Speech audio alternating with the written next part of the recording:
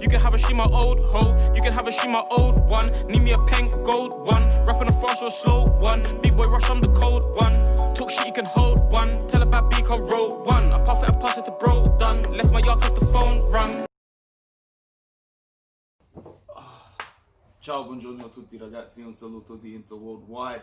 It's been a bit of a slow last few days, but I just figured I'd get something out there just on this lovely, chilled, but very, very cold Sunday here in Sydney. So cheers to everybody to staying safe wherever you are. Alright, so with the fallout officially, done to losing Tonali, and it looks like the reason for that is to integrate Arturo Vidal. He has basically canned his contract that's binding him to Barcelona. It's Sunday 4:30 p.m. here in Sydney. Means it's probably like Sunday morning in Europe and in the UK and wherever most people would see this. So anything could happen still between now and then, but nothing really will happen. So Vidal, he might come in, he might not, but he seems to be the only midfielder we're linked with besides N'Golo Kante. So losing Tonali and not paying for him, it has to be to bring one of them in, and all signs are pointing to Arturo Vidal.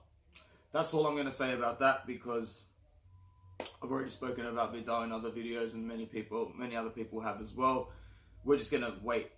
We'll just wait for that one. But there's a couple other things that we can speak about. Why not? And I guess like Christian Eriksen, the whole Christian Eriksen situation is going to be interesting.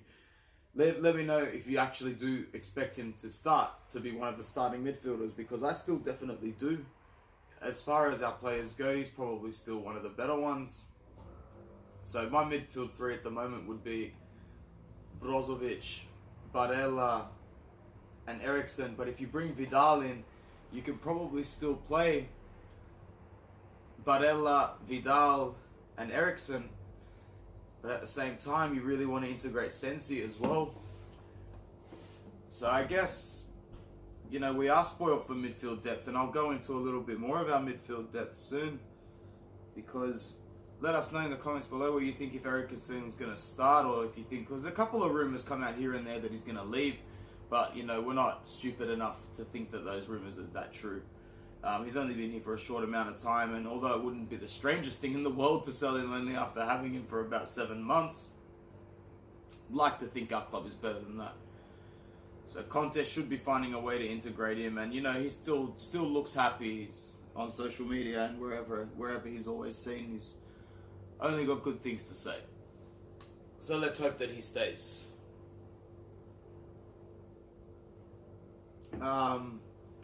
Diego Godin has been rumoured to be going to Cagliari, but we would have to pay part of that wage.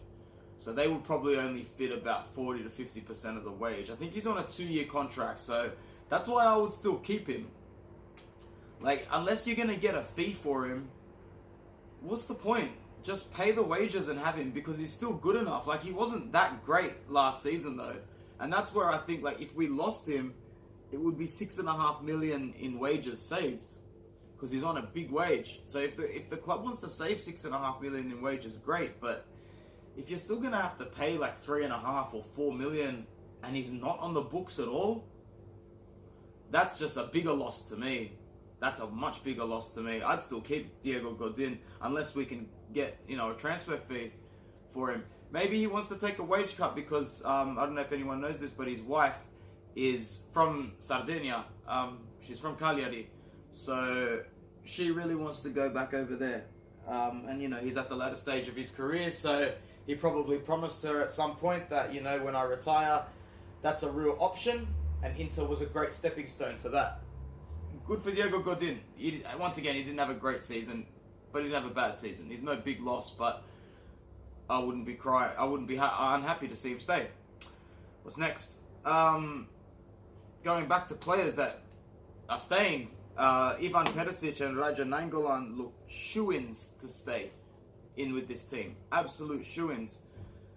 So keep both. I say why not? Because ability-wise, they're still got it at top level. And we're always looking for more quality in depth, right? Always.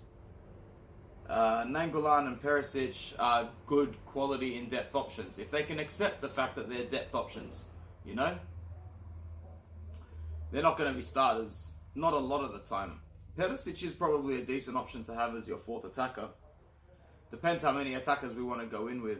I still think that, you know, Lautaro, Lukaku and Sanchez and Esposito isn't enough. If Esposito's going on loan especially, like, we're going to need a couple of others. We need more depth. Raja Nainggolan, I'd be especially happy to see him stay because he's not, even though Vidal would come in, they're not that similar at these stages of their career. Vidal's still got that more box-to-box role where he can just still win the ball back and play off a good pass again, but Nainggolan's still got that attacking momentum where he can get into good spaces to take long shots, and yeah. We both know, we all know how they play, so I think that one shouldn't exclude the other. Darmian, the gentleman's agreement. Matteo Darmian. He's going to be like Ashley Young. He's decent, and for Conte, he's more than decent. He actually turns half good. Like, he played really well for Italy in the Euros, but we've already got Darmians. Sorry if that sounds harsh, but Candreva, D'Ambrosio, you know, Biraghi's off the books. That was going to be the next one I was going to talk about. But we've got the right-handed depth players to play underneath Hakimi. We don't need Darmian. So unless Darmian's going to be used on the left-hand side, that's fine. I'm sure he played on the left-hand side for Manchester United a few times. But yeah, the right side is his preferred side. And his best form probably was in that Euro tournament under Conte. But then again, he did have a couple of good seasons at Torino. Let us know what you think about that signing. That's a bit of a weird one, to be honest. But we had that gentleman's agreement with Parma. I don't really know why we made it a year and a half in advance to say that as long as he serves some time at Parma, he will be coming to Inter afterwards. Dalbert is back training with the boys.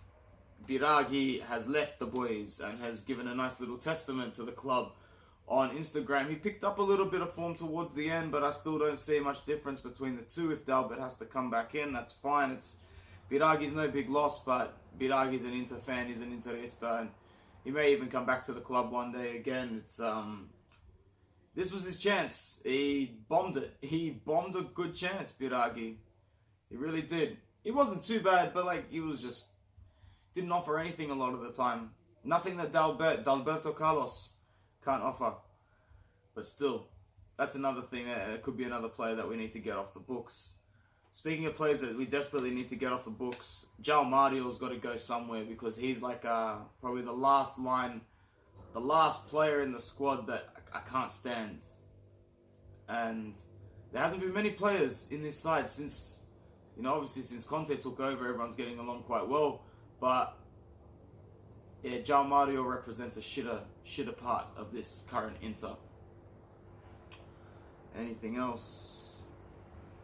N'Golo Kante is apparently keen.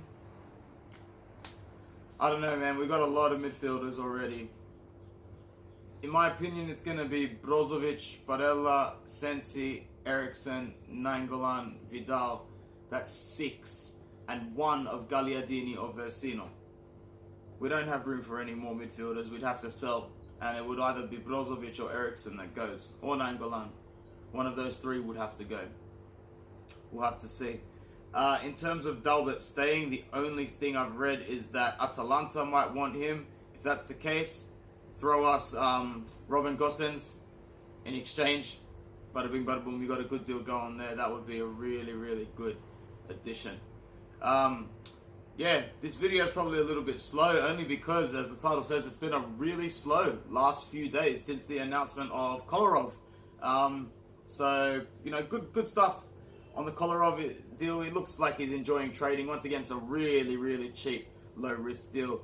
And I think as long as he contributes a little bit here and there, it'll be like the Godin deal. Really, it's just another short stop deal. All right, guys. Anyway, hope you're all well. Forza Inter Worldwide. Ciao.